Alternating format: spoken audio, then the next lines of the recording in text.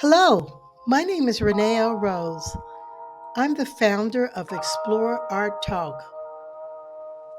With Explore Art, our featured guests, we have meaningful conversations celebrating artistic and cultural diversity that makes our world extraordinary. So sit back, relax, and check out our content. Thank you for joining us today. There it is. Okay. Ta-da! So, Steve, oh my gosh, how are you doing today? It's a good day. It's beautiful. I mean, for October, Isn't it's this a pretty beautiful amazing. October? Yeah. Oh, this is the kind of October I love. This is the best October we've had in a long time. Yeah, it was my birthday a couple days ago. And so we went up to the Anderson Gardens up in Rockford, and Colin and his wife and my wife, and we all went up there, and it was beautiful. Just totally fall colors. And that, Oh, that wow. garden, it's a Japanese garden in Rockford, and it's amazing. Oh, I've never been to that one. Wow. It's really, really a nice one. Yeah, and it looks like November, going into November, is going to be nice too, because next Tuesday, I think next week is supposed to be in the 70s. Amazing. For November, amazing. Yeah, okay, but this because you know how it is on sometimes on Halloween. I think it's gonna be they say on Halloween it may rain a little bit or whatever. But after that, at the election day, they said it may be 70 something. I'm like, yeah, Amazing. yes, it is. So, God, Steve, you have such a fascinating background. You have touched so many lives, Yeah, I have. artists' lives. But I want to go back. Why don't you start off telling me how you had such a passion for art? When did that start? Well, that's an interesting story. Um, Hmm. I grew up in Muncie, Indiana. Okay. And Muncie, Indiana is a small, medium-sized town, uh, east central Indiana, south of Fort Wayne. And when I was growing up, it was maybe 60,000 people in town. And Ball State University was there. And it was a town that the Ball family had moved into, and they started Ball jars in Muncie. There was a gas, there was a natural gas in the area, so they started their glass factory there. Hmm. So my grandmother had been brought up from the South to work in the factory, and my father grew up poor, but the Ball State University is there, and they have an art museum at the at the university. And my father would go to the art museum when he was a kid. He'd get on the bus, earn enough money to get on the bus and go from the other side of town to the art museum. And some people took notice of him when he was young. And it was the Ball family who were at that point like the eighth wealthiest people in the world. Wow. And and he they kind of sponsored him through the arts. So my father was an artist. Okay. And when I was growing up, I didn't sort of realize I was an artist. I was just enjoying life and doing the stuff kids do. Yeah. And Yeah. so I decided after high school, I didn't really know what I wanted to do. So I went over to Ball State, and the woman suggested there's all sorts of stories about all this stuff too. I mean, I could keep going on and rattling on about these stories forever. But the counselor suggested I take a drawing class. I was thinking about architecture, but my grades weren't good enough. Okay. My SAT was, but my grades weren't. So she suggested a drawing class, and I went to over to the art building at Ball State and took the drawing class. And I was working on second or third drawing. It was craft papers, brown paper. They roll it off a roll, and we were doing just like a freehand drawing on the floor with charcoal on brown paper. Hmm. And um,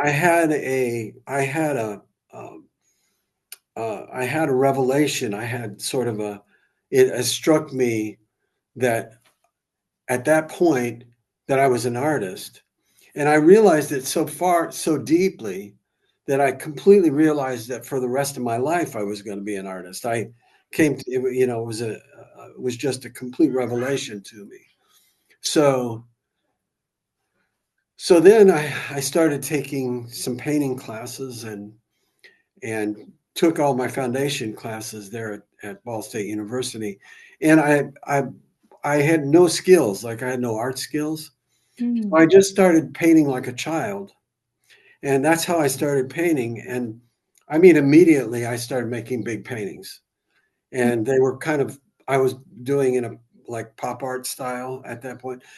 I have to go back. This is 1969. Yeah. So it was in a pop art style, sort of hard edged. Um, I was influenced by the British pop artists, Richard Hamilton and Peter Blake, and I'd sort of learned about them early on, and Warhol and Lichtenstein and all those guys. And so I was doing pop art, and about 3 years in, a couple things happened. First off, Sally got pregnant. We weren't married. Sally got pregnant. We realized we had to get married. And secondly, the head of the painting department came to me and said that nobody in the department knew what I was doing, and that they didn't know how to help me, and that I should go to an art school. Mm.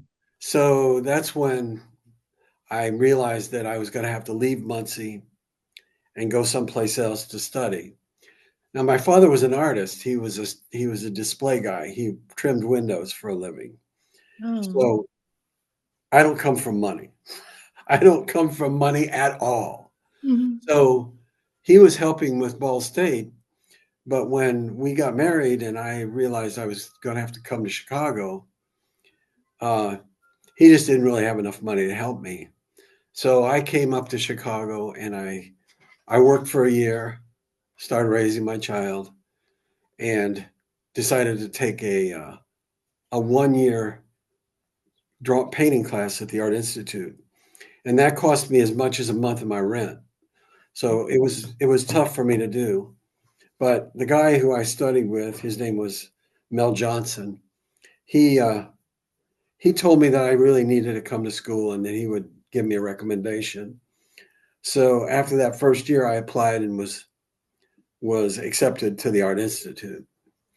So I can tell more. I keep going if you want, but No, no. So after you graduated from the Art Institute, what was your path? What did you do? Just started painting, or what exactly did you do? well, after um, at, at that first year at the Art Institute, I entered a painting in the Chicago vicinity show at the Art Institute. It was a big painting. It was about 5 by 7 feet, Ooh. and I got accepted into the show. And when this was my first year at the Art Institute, they put it on the front wall of the show between the critic for the Sun Times, Harry Boras, and John Miller, who was a professor at the Art Institute. So they gave me a full scholarship to the school. So I got a full scholarship to the Art Institute based on that, and then that got me also into grad school. So when I graduated from the Art Institute, I had a master's in fine arts from SAIC. So after school, I was living in Aurora, Mm. and because my wife worked in Wheaton, Sally worked in Wheaton, and that was the money that we had, what she was making working. I had a child, and I was living in as my daughter said, I was living in the hood. I was living uh, like a lower working class neighborhood Mhm. with all kinds of people. It was all the people, and we loved it there. Except nobody in Aurora, except a couple artists, knew who I was and what I did. So, like, I was as immediately upon like my second year of grad school, somebody put up a, a little sign on the bulletin board at school and said, "Would you like to be part of a gallery?" And so I went to this meeting, and as it were, an old gallery from Chicago named Van Stratton had donated a gallery space above Shaw's Crab House at 6th East Hubbard on the 6th floor.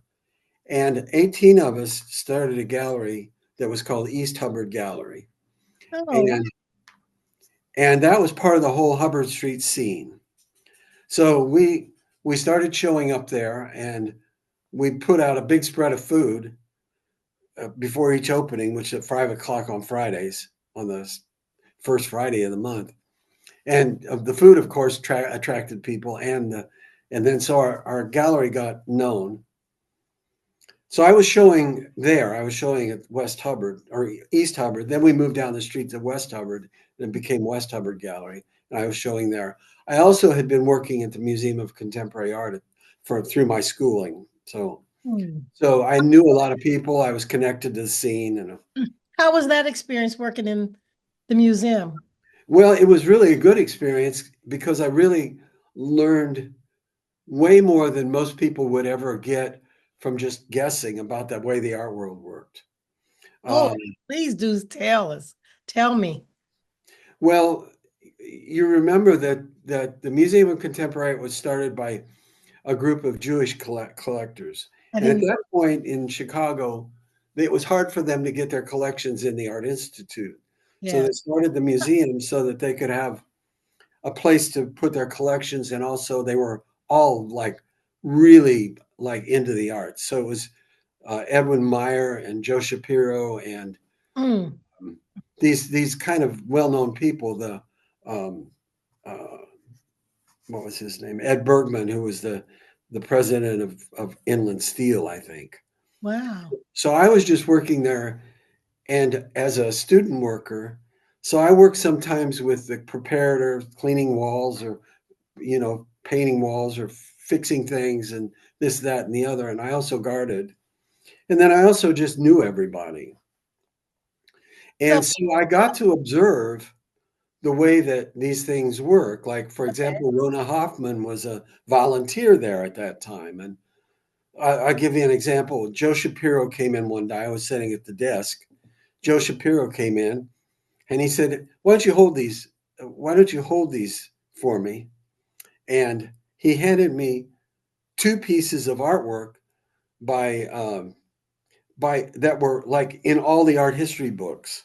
Hmm. And I was just sitting there looking at these two pieces and realized that for these people, artwork that we consider to be like of huge value is just normal day to day for them. And Yes. so, a lot of the stuff that was going on there was really, really wealthy people helping with the arts. And then little old me, who's, dirt poor, Did you living. ever get a chance to meet with the curators? Yeah, I would talk with the curators, and I met with I knew everybody. The Okay. Did curators you were ever a work little, or do anything with the curators? uh, I didn't get to do anything with the curators there. Hmm. No, they were a little too, like when that happened, when the curating happened, nobody was around. The curators worked kind of independently. They would have one helper who would move stuff for them. And, the preparators, they would prepare the museum for the next show. So I did a little of that. Not a lot, but I did a little of that. But I did get to sort of understand the way that curating worked. Then also, I was curating some shows at West Hubbard. So, I was doing some of that work too. Okay. So, for example, in the curating, a friend of mine, Mike Zeev, who is now in California, he's a painter. Um, there's whole stories about Mike Zeev is a little famous in Chicago. He's kind of, he's got stories. But Zeev and I were friends, and we were sort of observing this situation in Chicago, and we decided that we wanted to do a subjectivist show, that we wanted to curate a show. So we started talking to various and sundry people about where we could do it. One of them was the Old Chicago Historical Museum. One of them was the North Michigan Avenue Business Association. One of them was the what Printers Row before it became Printers Row. One When it of was them was Printers a Row. yeah. One of them was a big church on the north side, and we were sort of deliberating where we wanted to do it.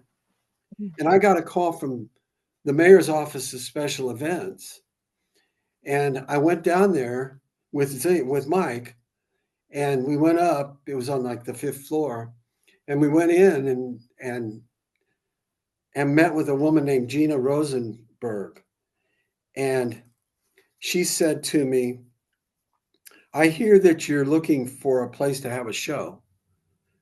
And we said, "Yeah." And she said, "I have a place to have a show, but I need artists." And I said, and she said, "How many artists do you have?" And I said, "Well, we have about 60." And she said, "Well, I have about 62. I think that would be probably about enough." She said, "Here's where we're talking about." And she opened a big book up, and it was Navy Pier. And so this was Navy Pier before it had been renovated, back in the day when it was garages, Yeah. but they had renovated the end of it. And it had a bandstand down there and then a big room. And she said, "It's in this room." And it was called uh, New Perspectives in Chicago Art, put on by the city of Chicago. This was like 1984, I think. Mm. And I was a co-curator of that. And that was 100,000 square feet and 160, 120 artists. So, So that's kind of where my curating really started. so did you ever, after you worked in the museum, ever want to get into any type of administration? No, I didn't. Okay. Is it a reason why? Yeah, because I wanted to be an artist. Okay. I Okay. was willing. uh, How was I? How was I making my money when I got out of college? I Mm. was a I was a janitor. I was cleaning restaurants. Yeah. Yeah. I cleaned the big boy restaurants. Yeah. So I would go in at 1 o'clock in the morning. I would clean the restaurant. I'd get it done about 4 or 5. Come back home, go to bed, get up in the morning, start painting, and I'd paint all day, all evening, sometimes 12, 14, 16 hours a day. Yeah. It was Because just working hard. it can consume you. So during your art career, you always practice just being a painter. You never did other genres like sculpture No, I or, never did sculpture. I did a few sculptures, but I was really a painter. yeah. Yeah. Oh, was it always oil painting? No, I've worked with almost every media. In fact, the painting that got me the scholarship was done with. I was in Ray Yoshida's class. He's kind of a famous teacher. I was in Ray's class, and there was a sink in there, and I would open the sink, the underneath the sink, and there was a box of that was called Rich Art Tempera paints, and they were paints for like commercial artists. And Mm. I said to Ray, I said, "Is anybody using these?" And he said, "I don't know what they are." I said, "Can I have them?" He said, "Sure, take them." And I worked for 2 years with paint that I found under a cabinet at the Art Institute. And that's what got me the scholarship and in grad school. So I worked with tempera, acrylic, and that wasn't egg tempera. That was just cheap tempera, tempera, acrylic, oil, mixed media. I've painted with graphite before. I worked with all sorts of Yeah. medium. So you've always been abstract artist? No, not necessarily. I had a show at the Hyde Park Arts Center. I was in a show, and I put a big figurative piece up that was, and the guy, a really famous man from Chicago named Don Baum, saw it, and he ended up getting me like 11 shows that year with those paintings. They were all figurative paintings. Oh, And I had a show at Zola Lieberman. I had a show at One Illinois Center, which is at the corner of Michigan and Wacker. right. Huge show there. So I was showing all over Chicago all the time. I was showing all the time. Uh, Ukrainian Institute of Modern Art, Hyde Park Art Center, had work up at the Contemporary at one point in a show. Have you Uh, ever shown outside of Chicago in New York or out of the country? I've never shown in New York, but I've shown in various places around the country and in Europe. Oh, I've wow. shown in Italy, I've shown in Spain, I've shown um, in Vienna. Um, then I've shown, I showed in Indianapolis, St. Louis, um, and other places. So, but Chicago's big enough that, and it's a big enough art scene that you can just keep showing here. And it's the third largest city in the United States. It really is the third largest art scene in the United States, Hmm. and it's an important art scene that nobody realizes is important.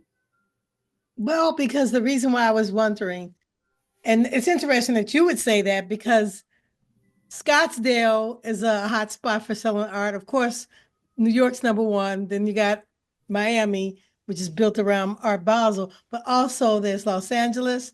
And another hot spot now is Atlanta. And you've got Dallas.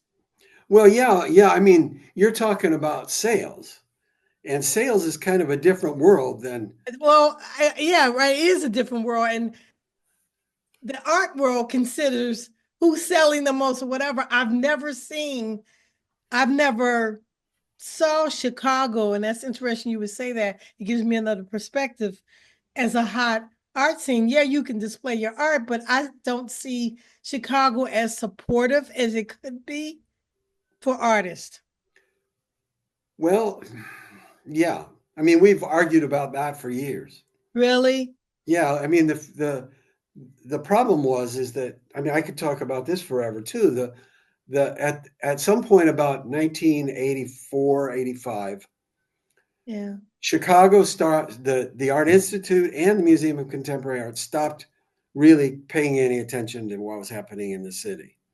And Mm, when they did, it sort of, in with the curatorial world out there outside of Chicago, the a lot of artists lost the ability to get out of the city. So mm, so a lot of them just have stayed here and worked, and they've sort of made lives for themselves. So, if you look at the artists that you would know, like Ed Paschke or Jim Nutt or Roger Brown, those guys that were imagist painters, they they mm. they had they had difficulties getting out of the Chicago scene, even though people knew them outside the Chicago scene. So, Really? for example, Paschke, who is really a major artist internationally, if you look at um, Edward Lucy Smith's history of modern art, he's in there. But the problem is to make it outside of the regional scene is difficult. And the Mm. uh, a couple of the Wow. African American artists have been able to pop out of the Chicago scene. Rashid Jones and those guys. They've been able to pop out of the scene, but for a lot of artists, it's hard to get out of the Chicago Yes, scene. Gates is another person Oh, Theaster Gates for sure, at the top. absolutely. I Yeah. guess that's what you kind of answering what I always thought because I always saw not just with visual artists, but I always saw any artist that ever wanted to make it in the arts had to leave Chicago. You cannot make it here. They would go someplace else to try to make it because Well, there's a problem with that too. I don't like it, but it's like it was amazing that Art Basel when they first had their first show down there and planted themselves, Miami invested. They invested. The politicians invested to make it grow to the where it is now. Right. But you don't have that in Chicago. And for as the Art Institute, I don't see them receptive at all since I've been living to artists that local artists. It's like It's true. it's a shame because I know a lot of people that are on their board. I know a lot of people, and it's kind of a shame that they don't even recognize or have some type of bridge besides their school to the art scene here. That's just, but I don't see that the people that are important enough, they don't really demand it either. You know, Well, we argued with critics. It wasn't me; it was friends of mine who argued with critics, argued with curators, argued with the city. I know the guy who set up Art Month in Chicago. I know the people who they set still up. have that. Well, I mean, it still exists, but But it doesn't. yeah. And then the Chicago Coalition, Oh, Chicago Art Coalition, they helped set that up, and those people worked their whole lives away and saw really very little gain from it. yeah, Um, yeah, but there's another thing, and this is the other side of it, and that is when you were to pick up and leave. Let's say you pick up and leave Chicago. I know a lot of people who did that, right? I know a lot of people who did that, and those people they got to the place where they were going, and they had just as much trouble there as they would here. imagine. That's what I was getting ready to say. Yeah, yeah, So Colin was part of that whole, my son Colin was part of that whole scene in Miami, yeah. and it Talk looks it about. looks really productive from the outside, but from the inside, it had huge problems because when you say that the city promoted the arts in Miami, they did. They promoted it. But what happens when you get an art gallery in a neighborhood that's downtrodden? Well, what happens is the arts bring the neighborhood up. Oh And yeah, when the arts bring up the neighborhood, the and it rents go up. gentrifies. Yeah, that's what him and I were talking about. That. Yeah. So it gentrifies, and suddenly the galleries that are all in that area can't afford to be there anymore. So you have those situations too. So I've always thought the thing that LA had going for it that nobody else has is the movie industry. And if you look at movies and television, and you look on the walls in the movies and television, Yeah, they. there is huge amount of artwork on the Oh yeah, walls. because they do commission art. Yeah, I have a friend They rent artwork from the that has artists. a art gallery there, and Yeah, she developed her home community.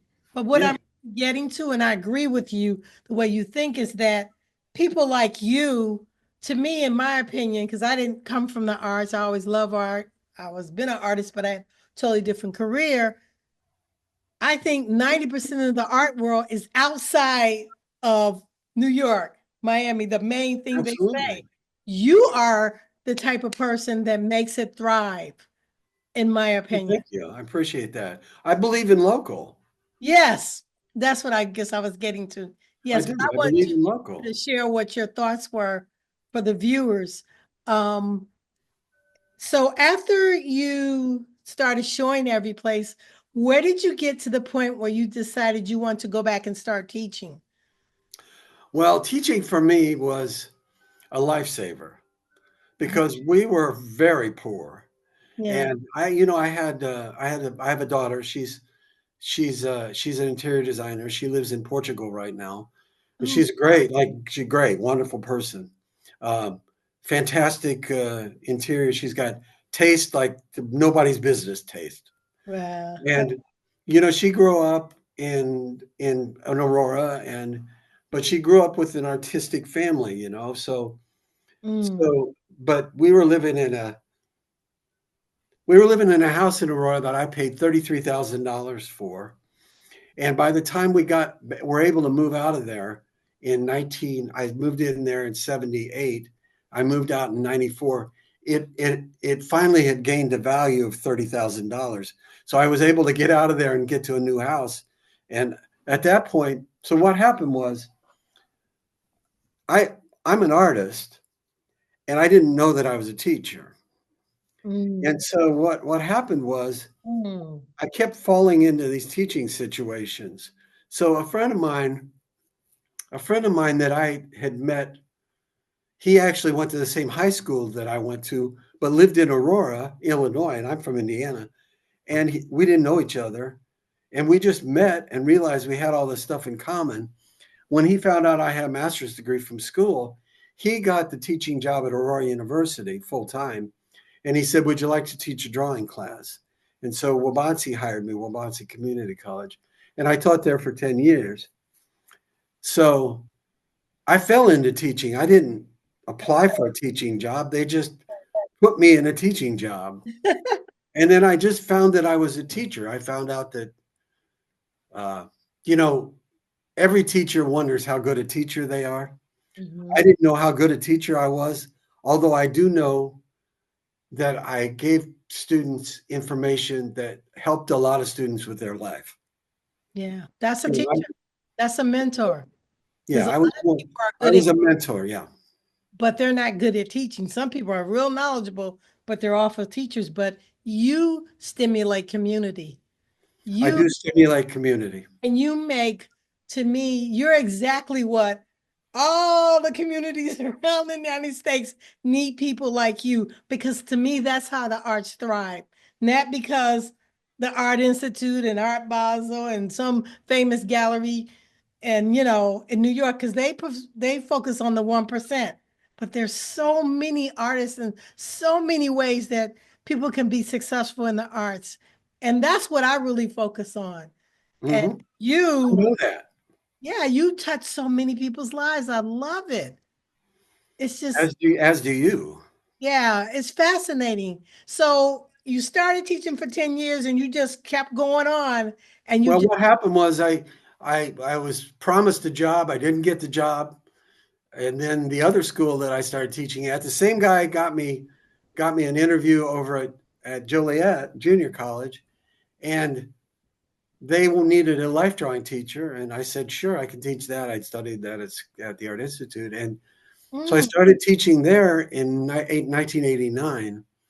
So I was teaching at Wabansie Community College from 1986 till 89, and I got the part-time job there too. So I started teaching. I ended up teaching painting, drawing, life drawing, and then my boss at Joliet asked me if I could. I had gotten a friend of mine who just retired as a professor at the University of Wisconsin told me about this computer that he had gotten called an Amiga. And in 1992, I bought an Amiga computer. And again, there's stories about this, all these things. He got me this. I got an Amiga computer and I learned how to use a computer and to make art on the computer. So I started making art with the computer. And as it were, Amiga computers were able to be used both in the United States and in Europe. So I started entering competitions in Europe with computer art. And I got into two in Italy, and they were huge. It was called the International Amiga Computer Art Festival or something, and I was on Italian television. So mm. with this computer art, so what ended up happening was my boss said, "Can you teach graphic design?" Well, there was no graphic design degrees back then, and I was the only person around that knew how to use a computer. So he said, "Okay, well, let's set up a computer art class, a graphic design class." So I got a graphic design book. I started teaching graphic design, and I learned how to use the Macs. And so we bought a Mac, and it was successful. So they bought me a lab. And so I started teaching. I set up a lab. And when it came time to hire, one of my friends retired.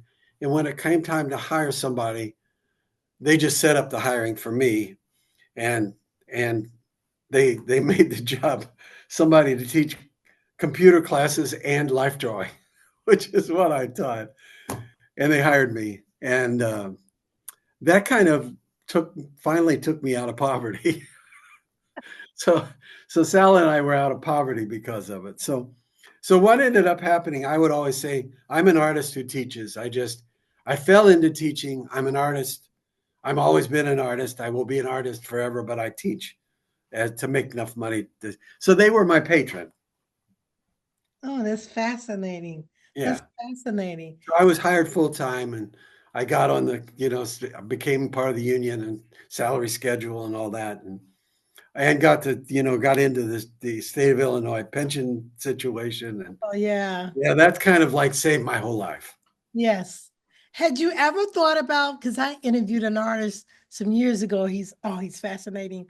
He does artistic designs for movies, the set drops I for know a couple guys like that. yeah, I mean, God, he's just amazing, and he does all the computer stuff too. You Yeah. ever thought about doing that? I don't have time. Oh, yeah, I guess. So one of the things I realized was that I should be a 2D computer guy, and that Mm, 3D will be would be too big of a learning curve. Colin's the 3D guy. It Yeah. would be too big of a learning curve for me, and it really wasn't what I was involved with. Yes. I was more involved with the 2D stuff. Okay. Yeah. Okay. I can Now, see learning graphic design for me was like learning something I didn't completely understand, and I got to the point where I knew all about that, but I was still, during that time, I was still using the computer to make fine art. I wasn't trying to make computer graphic design or anything like that. I was still always, I'm only been interested my whole life in making art. Mm, I can see how it would jump into those other areas. But Sure. yeah, oh, that's fascinating. So Yeah. you're like an entrepreneur in that area. My daughter says I'm OG. Yes. Like she, she's trying to, she's kind of working on little websites and stuff for me, and she's trying to build a mythology around me, which is kind of like around me, okay. But she says that I'm OG, like OG computer art, and I kind of am OG computer art. I mean, you should have something like that of a, a literature history of what you're telling me needs to be there. It Right. does because it's a lot, and it's a wealth of information for artists and for There's so much more too. There really is yes, so much. Yeah, I haven't talked to you about. yeah. It helps people not to think so linear and be Uh-huh. broad based about how they can explore their art and their craft and how creative they can be. I have a thought about that, and it's a good thought. Okay, so I'm going to drop a name here, and I do, and I feel bad about it, but I'm going to anyway. I was friends with Jeff Koons when he was in Chicago, Okay. and Mike Zeev was friends with Jeff too. And Jeff, is the probably the most famous, well sold, most selling artist in the world right now. Jeff was on the cover of Forbes. You know, Mm-hmm. so when Jeff was in Chicago during the time I knew him, like he just had this propensity for falling into the right place. Like he just had this natural ability to fall into the right place. And I think he had a kind of a sixth sense about it. And he had a kind of a natural gift toward that. For example, he ended up studying with Ray Yoshida. Now, Ray is the guy I studied with, is considered the great professor of Midwest art, or one of the great professors of Midwest art. He he was Ed Paschke's studio assistant. Um, he was friends with Mike Zeev, and this is an interesting story.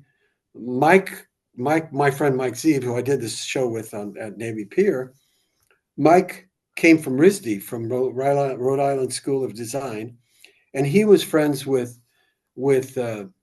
David Byrne from the Talking Heads, and so he went to New York at the same time that David Byrne and the rest of the band members from the Talking Heads went to New York, and they were becoming sort of well known, and they had asked Mike for a name for the band, and he gave them 50 names, and one of them was Talking Heads. So, they're a very famous band. So when there's a movie of Jeff in New York, his first night, talking to David Byrne. So you'd say, well, how did that happen? Well, it's very simple. He just dropped my friend's name. He dropped Mike's name in New York. So in other words, Jeff had a natural ability to see where he should go. And Mm-hmm. I've kind of been blessed with that too. Mm-hmm. I've sort of been blessed with that. I've always been there. Like I just watched this girl try to climb my wall. Um, Where? right out there.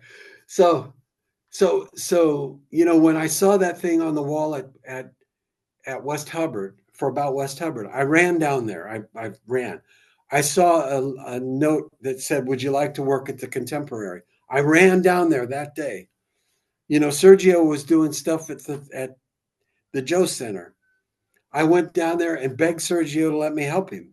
Mm. because I just saw that what was happening had huge potential.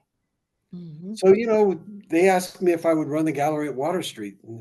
Yeah, I And was gonna ask you. So you decided to say, did you know the person at Water Street or? well, the story about that is that Rebecca Allen, her husband Lane, an architect, had a gallery in their architectural firm, and they used to show art all the time. And I showed with them maybe 4 or 5 times in Batavia. Mhm. And so Rebecca and I were friends, and she came to the studio and she said, asked me if I would run the galleries at Water Street. And I said, yeah, I would, but I was retiring. It was 2015. I was retiring and I'd have to wait. I was going to have a major surgery and then I would retire. So I retired in December and I walked out of my job at JJC and walked into Water Street and took the job that week. So interestingly enough, you talk about community. The woman who interviewed me for the job, I don't make any money; it's a volunteer.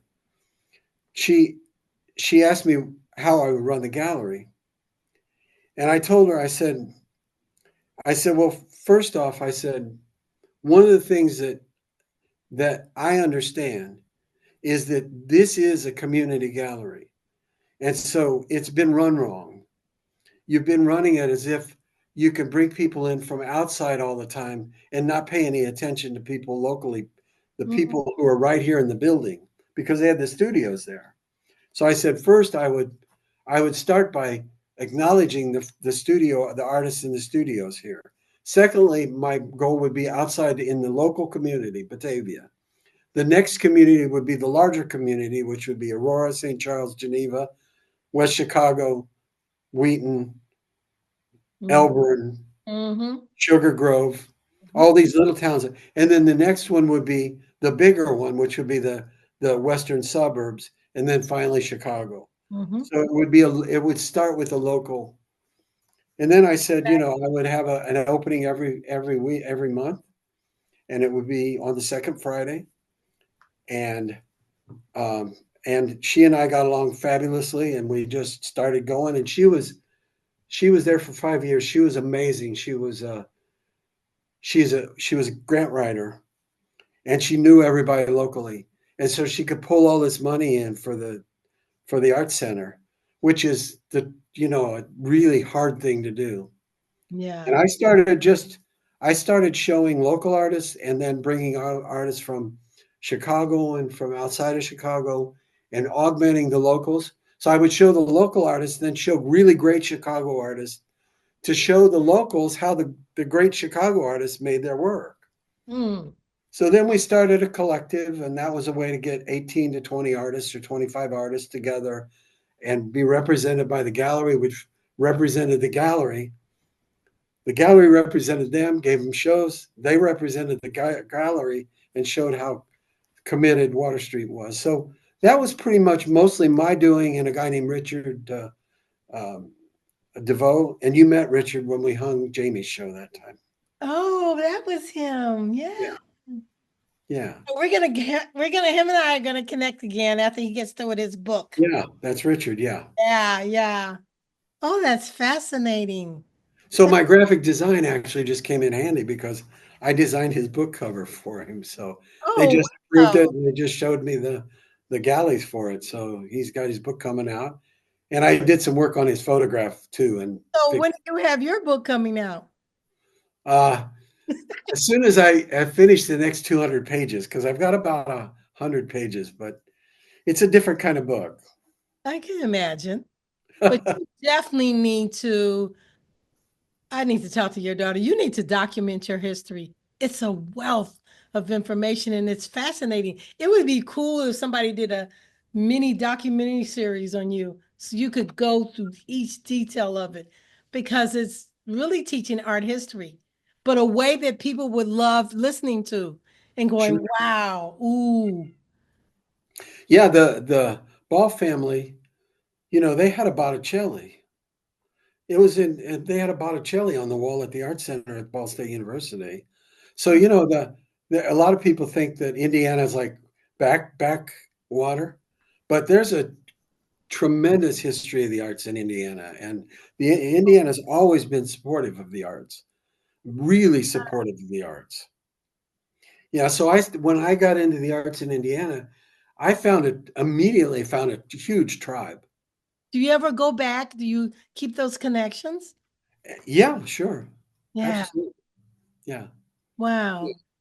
yeah. So that the and then coming to Chicago, I was floating around the city for 10 years, almost every day of the week, and I was in the Art Institute, the Contemporary, the Hubbard Street scene, and the galleries. Phyllis Kine and Des Zacks, and these galleries that were across the street from the Contemporary.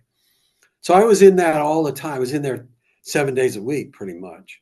I'd be guarding. I'd be going to this, that, parties, that, drinking with I people. wish All I of could have been back there. That sounds like fun. it was a great time in Chicago.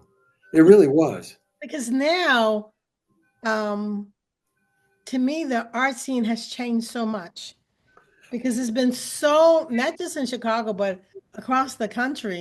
You might as well say across the world, because so many galleries have closed. Yes. And since they have these mega expos all over the world, you can go to expo every month. And it's like when I started going to Art Basel, I got a chance when I went got press passes and meet the top people. They were talking about how most of the sales now come from those expos. Right. So I'm like, it's just, the galleries are just, and they close so much. And a lot of gallery people closed galleries and just became brokers. It's like a totally different world. Imagine, if you will, when I was in 1979, 1980, I had a little book, and a little book that I made of like Xeroxes of and some slides. And I would walk into every gallery in Chicago and I would say, "Are you looking at work?" And they'd say, "Yeah, what have you got?" And I'd show them, and then they'd decide yes or no. And a lot of times they'd say yes. And now I walk into a gallery and say, "Are you looking at work?" And they say no. And there's no way to get, Do they even acknowledge you? Sometimes they know. yeah, no, You're no. right. So I just kind of gave up trying. I just kind of gave up trying. And I realized that it allowed me a freedom that I wouldn't have with a gallery. When Yeah, you sell your work, right? I You, agree with you. you sell your work, you get the money. I've got a great story. My father's teacher, he's an artist. My father's teacher was a painter, and he was Wayman Adams' studio assistant in New York. Wayman Adams, I think, was part of the Eight, which was part of the Ashcan School, which was an important American school of art. Mm, And his name was Hill Sharp. And Hill's my dad asked Hill, he said, "Why don't you sell your work?" And here's Hill's answer. He said, "Well, Charlie," but my dad's name was Charlie, if I make a painting and I sell the painting, I'll get the money, I'll spend the money, and I won't have the painting and I won't have the money. mm. So, so, so, when you think of it in those kind of terms, the only reason to get work out is to get your work into people's hands. And I really want to get my work into people's hands, but I just, I just find that a lot of times dealers have trouble with my aesthetic Mm. because I'm, they say I'm all over the place, but that's the way my creativity works. Is I just get ideas. I just get lots of ideas, and you see it with Colin too. Well, Colin gets lots of ideas. My dad was the same way. My daughter's the same way. We just get ideas.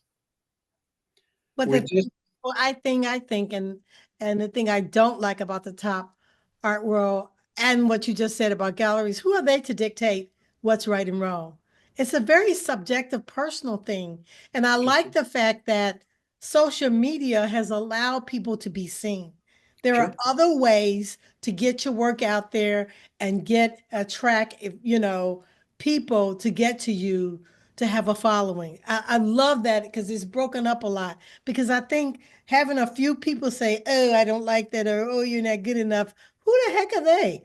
I mean, I just think that's so judgmental and so wrong. I think now I want to see the art world more accessible Uh-huh. and a new definition of what we call the art world. Yeah. Who decides that? It should be equitable, diversity, and accessible. You got people in third world countries who've never been in a gallery and never been in a art museum. Sure. But you like what you guys are doing out Water Street. That's to me just as good as going to the Art Institute and to the you know, MCA. It still has great artists. Well, yeah, and also sometimes it doesn't have great art. Sometimes we show stuff that isn't great. And Yeah. that there's a lot of people who believe that that you've got a gauntlet you've got to run. You've got to run this gauntlet. And unless you could run through the gauntlet, the trial by fire, then you're not any good. Oh no, I don't But agree. not everybody has the opportunity to run the gauntlet or No. the trial by fire. Sometimes but you just bring out a good point. What's considered good? Some people may see it's bad, and some people may look at that and say it could be look like primitive, like a cave person, like, oh man, it's beautiful. It's the love of creativity. There is during the 40s in Europe, there was movement called informalism. And informalism never even made it to the United States. It seemed so raw and so unlike anything you could show in the United States. And it didn't make it here. Pop art took off in the 60s and it never made it. The American abstract expressionism was close, but it Mm, was a different scene besides that. It was different than that. And now we're here 50, 60 years later, and I see all these people influenced by this informal art from Europe, and they don't even know it. And so that art, which was not even acceptable to Americans, now is like the hottest stuff there is. Like Jamie's art is very much based on art informal from mm, Europe. mm. She probably doesn't even know the artist that her work is like, that were making art in 1940. I So like her there's a art because it's so pure to me. yeah. It's just purely from the heart. Exactly. So, and that's what I mean is that it doesn't even What matter you that she's influenced by, because she's not influenced by him. Yeah, She yeah, just came upon it naturally. exactly. Right. Exactly. And Uh, that's what I see is I see a whole lot of people doing a whole lot of different kinds of things and spending time and spending precious time and their money and all that making things. And a group of people standing back going, that's not good enough. We can't show that. Our at Water Street, our membership show, which we just are having two of those now. We'll put a piece by anybody who becomes a member who submits a piece. We'll put a piece of their work on the wall. It doesn't matter to us whether they're yeah, any good or they're not good. yeah, It's extremely equitable in yeah. that we've not judged anybody out. We have had to eliminate one of two pieces because we've not got enough room, but Oh, still we put one of their pieces in. yeah, So so yeah, that's an important thing to me. And I sort of learned it because I grew up in more like real world, normal world settings, and yeah. not in and I Unlike saw now. yeah. So my dad was making my dad was they would the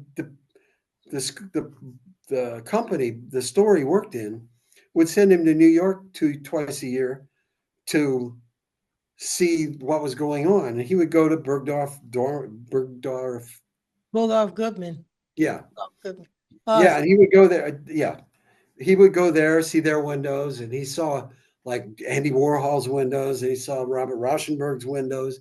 And he would come back to Muncie. He would go to museums. He would go to Broadway plays. He would come back to Muncie and he would do paintings like that. So Mm, he was doing pop art paintings. He was doing abstract expressionist paintings. He was mm, doing hard edge paintings. And I saw all that growing up. So that was like, and nobody knew what he was doing in Muncie. We're in the middle of Indiana, except a few people. And so, I sort of was lucky in that respect, but that's what I say, in everywhere now in the world, there's an eagle flying over right now. Mm, Everywhere in the an world. eagle? Yeah. Oh my God, they are so majestic. Yeah, he's flying right over right now. Oh wow. I'm on the river here. Oh, So so oh, growing up in those kind of circumstances, I have a different take on art than a lot of people. I just see it as being a normal thing. yeah. It's, for me, It's even as supposed weird as my work gets, it seems normal to me. but it's supposed to be arting. It's a shame that they don't teach the arts and culture in school anymore because that's what it comes from. Art is about culture, about Sure it is. sharing, expression, Absolutely. understanding. It's like you said, it's not about just, it's not just a commodity. And, Right. and thanks to you and hopefully all of us, we can get it back that way because that's what it should be about. It And really should be about. it's difficult because the funding, Yeah. Oh, funding yeah. always goes the funding always goes to the big guys. Yeah. Always goes to the big guys. Because they're controlling everything. Sure. But I can see, I just wonder how long the big expos are going to last because they've gotten so, it's so many of them. I'm telling you, you can go to two or three a month if you have that kind of money. I How know. long is that going to last? And then I see Gen Z, I'm dealing with a lot of Gen Z people in the arts, and they feel like we do actually. A lot of them don't want to follow that trend. They Right. believe in stepping to their own tune and they want to change that. Or just having, your goal is I want to be in Art Basel and hang my, no, they have other goals. They have other things. They think differently. So I'm curious and I'm fascinated to see where it's going to go. Yeah, me too. Because I think social media has really changed the dynamics. And Well, that the I use Facebook all the time, and I don't do Instagram. There's reasons I won't go into it, but I yeah, do Facebook, and I do Facebook because I feel like it's more of a community. yeah. And Facebook has become for me my gallery. Oh, Like yeah. I just use it as a gallery. You I would be post, great on Instagram, though. I use Instagram. I use Instagram now. I push it more than I do Facebook. I more love ads. Facebook. That's where I started everything. But Facebook is aging. Yeah, I know. Although Facebook has the biggest reach, they have more people on it than any other in the world. I need to start doing boosting on my Facebook page. Well, the reason I use Facebook is because I can write too. So Oh yeah, I use it too. Yeah, yeah, you're right. You're you right. know, It's a different when audience. you open it up, my writing is there and then the image. Whereas in Instagram, it's the And title and the date and then a little bit of writing below. you have to But when open you it go to up. put Yeah. hashtags, the hashtags take up all the room you would do the writing. You can open it up and see the writing, but the reason why I do that because I want to know what those young people are doing. And I'm on TikTok too. It's fascinating of how they have mastered um the whole marketing part and promotions. Yeah, yeah, yeah. And like a good example is I don't know if you got to go on Instagram to see this young Spanish guy called Devon Rodriguez. Mm, He draws. He sits on a bus. This is how he became famous. He went to end up going to art school, but he loved drawing. He's been drawing since he was a kid. He will sit on a bus and look at somebody and draw a sketch of them. I mean, beautiful. Now yeah, he's become well known, famous. He has 9 million followers, but yeah, he was trying to figure out how to make it for himself. And he just started putting his videos on Instagram and they got more and more popular. One particular one got 500,000 people. The next time it got yeah. 4 million. And now, of course, he's got sponsors and everything paying for him. But I like the fact that these young people are doing it their way. I And do too. yeah, Yeah, doing like you said, they're actually following your example, not knowing they are, but they're Right. doing it their way. They're not letting somebody say, "Oh, you can't do that." That doesn't make any sense. Right. And the next phase is, of course, the it became so restrictive. The art world became restrictive. But Yeah. you know this, then you got if I were young, I'd be doing pop-ups and stuff like that. I mean, Oh, that's what I yeah. Yeah, I think a lot of young kids are doing that. I think they're doing that. So I have a whole thing I call Explore Art Day, and I've got some new interns coming in, and I'm going to explore and do more stuff with a lot right. of younger artists to see what they're doing. Yeah, I absolutely. want to definitely want to keep up with them because they're the future, and it's just interesting to see what they think. Yeah, I mean, as I get older, I realize that one of the things I'm realizing is my time is it's ticking away. I'm older, so I have to look at everything in the fact that time is ticking away. Yeah, And I live, a lot of my world was the past, and I want to still have the future. I still want to think in terms of the future. So, yeah, if you watch what I do, I try to do things that are not based on the past, but I'm trying to do things that are based on what I consider to be the future. And I'm really unafraid to do that. A lot of the older artists are afraid to do that because they don't want to destroy their reputation or whatever. And I really don't care. that's what makes you so youthful. Yeah. Well, I'm going to let you go, Steve. Well, it's been a wonderful, I've wonderful. enjoyed this. I'm Talk. going to think of more things to do with you. I Well, am, let's do it. and vice versa. And I do appreciate the what looks to be corn behind you because being a Midwesterner. That's not corn. It's actually a yucca plant. Well, thank you very much. Thank you. I appreciate you. Well, thank you. I appreciate what you're doing too. Okay. Bye bye. Bye.